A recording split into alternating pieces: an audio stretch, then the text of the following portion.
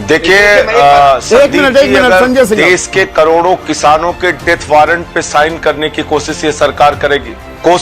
अगर ये सरकार किसानों के मौत के फरमान पे हस्ताक्षर करने की, तो उसका विरोध करेंगे। जितनी ताकत है, जितना दम है, बिल फाड़ेंगे, माइक तोड़ेंगे। आपके चैनल पर राकेश सिन्हा जी हैं, बड़े सम्मानीय सदस्य हैं। मैं संविधान सुन तो लीजिए, मैं देश के संविधान की सौगंध खा के कहता हूं, अपने चेयर से त्रुचि शिवाजी ने डिवीजन मांगा, वोटिंग मांगी, उसके बावजूद चेयर ने डिवीजन नहीं दिया, वोटिंग नहीं दी। आप बताइए, ये देश के लोकतंत्र का गला घोटने की कार्रवाई है कि नहीं है? पर ये देश के संविधान का गला घोटने की कार्रवाई है कि नहीं है?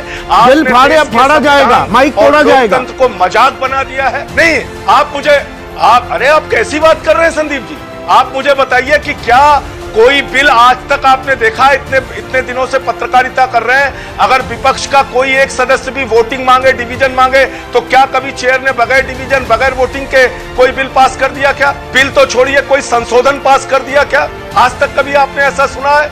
आज का दिन हिंदुस्तान के लोकतंत्र के और संसद के इतिहास का सबसे बड़ा काला दिन है कि सरकार ने इस कानून को बगैर वोटिंग कराए, बगैर डिवीजन किए, क्योंकि बीजेपी के पास आज नंबर कम था, बीजेडी विरोध में थी, टीआरएस विरोध में थी, तमाम पार्टियां, कांग्रेस से लेकर आम आदमी पार्टी से लेकर सपा से लेकर बसपा से लेकर सारी पार्टियां विरोध में थी। ये आज हारते, आज किसानों के हक में बिल नहीं, ये किसानों के हक में ये बिल आज रुक जाता, इसको पास नहीं होने दिया जाता, लेकिन बावजूद इसके जबरन मार्शल के दम पे धक्का मुक्की करके रोक के वहां पर ये बिल पास किया गया।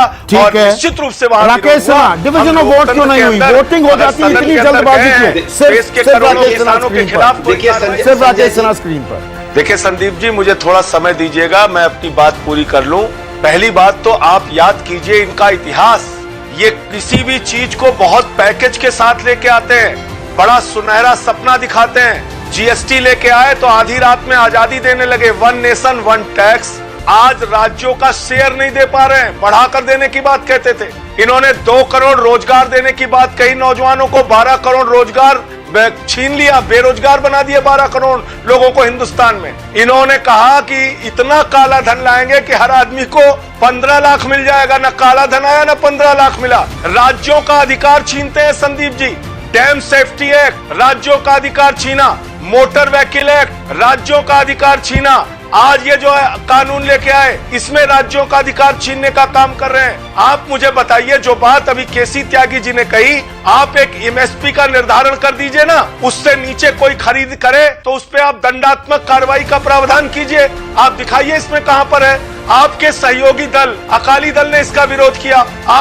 आपकी मातृ संस्था आरएसएस, उसका स्वदेशी जागरण मंच, आप उसको नहीं समझा पाए। उन्होंने विरोध किया इसका कि ये बिल किसान विरोधी है, ये बिल किसानों के लिए काला कानून है। तो आप कह रहे हैं कि पूंजीपतियों को असीमित खरीद की हम छूट दे रहे हैं, भंडारण वो चाहे जितना कर लें। आप मुझे बताइए, 20 रुपए किलो का चावल खरीद के, 18 रुपए किलो का गेहूं खरीद के कोई पूंजीपति उसका भंडारण कर ले, असीमित भंडारण कर ले, और बाजार में काला बाजारी करके जब उसकी कमी हो तो वही चावल और गेहूं 50 रुपए और 100 रुपए किलो में बेचे, तो आप क्या कर लेंगे?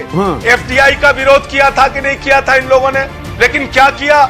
आज बीएसएनएल बिग बर्बाद हो गई, सारे प्राइवेट प्लेयर्स उसमें हावी हो गए। आज कोई बीएसएनएल का ना फोन खरीदता है, ना उनका नेटवर्क इस्तेमाल करता है। तो आज धीरे धीरे करके रेल का निजीकरण, सेल का निजीकरण, कोल का निजीकरण, बीपीसीएल का निजीकरण, बैंकिंग सेक्टर का निजीकरण, इंश्योरेंस सेक्टर का निजीकरण, जो मुनाफे की कंपनियां, महारत्ना कंपनियां, उनको आप बेचने पे तुले हुए हैं, देश को बेचने पे आप लगे हुए हैं, और आज आपने किसानों को भी बेच दिया। नंबर की बात कही संदीप जी, अभी राकेश सिन्हा जी ने, नंबर आज बीजेपी के पास नहीं था। मैं फिर दोहरा रहा हूं, नंबर आज बीजेपी के पास नहीं था, और राकेश सिन्हा जी ने मेरी बात का जवाब नहीं दिया।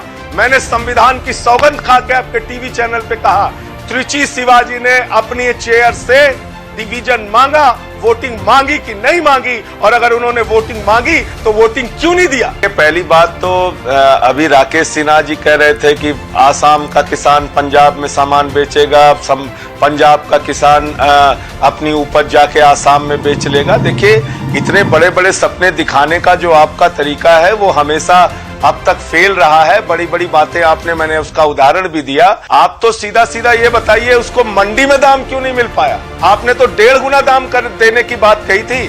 आपने खुद कहा था कि हम किसान के अनाज का 1.5 गुना मूल्य देंगे। आपने खुद कहा था कि किसान की आय 2 गुना हो जाएगी। ना 2 गुना आय हुई, ना 1.5 गुना उनको दाम मिला, और एमएसपी जो है भी वो भी आप खत्म करने की योजना बना रहे हैं। इसमें जो सबसे बड़ा काम इस सरकार ने किया है, इस बिल को लाकर वो चंद पूंजीपतियों के हाथ देश के किसानों की तकदीर को गिरवी रखने का काम किया। देश दुनिया की तमाम छोटी बड़ी खबरों के लिए इंडिया लाइव को सब्सक्राइब करें और बेल आइकन जरूर दबाएं ताकि हमारी हर खबर पहुंच सके आप तक सबसे पहले। वहीं अगर आप ये वीडियो फेसबुक पर देख रहे हैं तो इंडिया लाइव के पेज को लाइक करें।